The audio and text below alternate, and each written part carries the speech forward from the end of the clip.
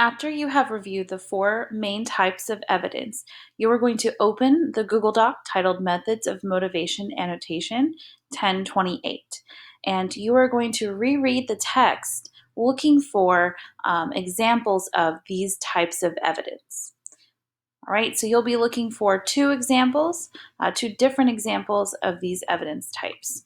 So you'll be looking for anecdote, expert testimony, statistics, and logic. Your two annotations today should be two different types of evidence that you see in the text. Okay, so I'm going to reread the text looking for one of those evidence types. And so here at the end of the text, I believe I see an example here. It says, for instance, Mark Lepper and David Green's 1973 psychological study on preschoolers found that children who received a surprise reward for drawing were more likely to draw on their own than those who received no reward and those who received an expected reward. So here I know that I'm looking at a fact that is based on a scientific study. So not only is it a fact, but it's also expert testimony.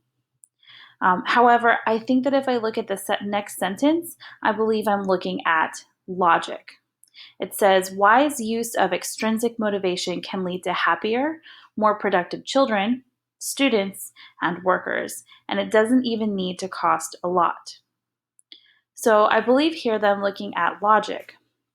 And according to the presentation today, logic is an analysis of facts that leads to a logical conclusion.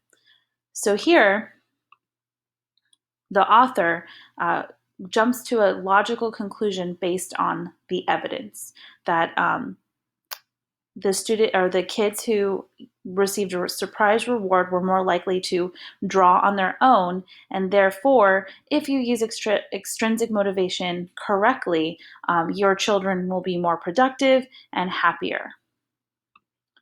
So what I've just done is I've identified logical evidence, and when you believe you've found your evidence, you're going to select the text that you think is that type of evidence and use your highlighting tool to highlight that text.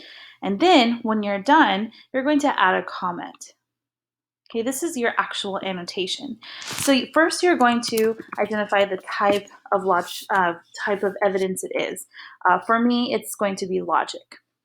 And then I'm going to answer today's central question. You can find it in today's Schoology page. It says, in your opinion, is this evidence convincing? Why or why not? So this is based on my own belief, my own feeling about this evidence. Am I convinced by this evidence? So I'm going to say, I believe that the use of logical evidence in paragraph 11 is convincing because the author makes a logical conclusion based on information from a scientific study, which makes the information more valid and reliable.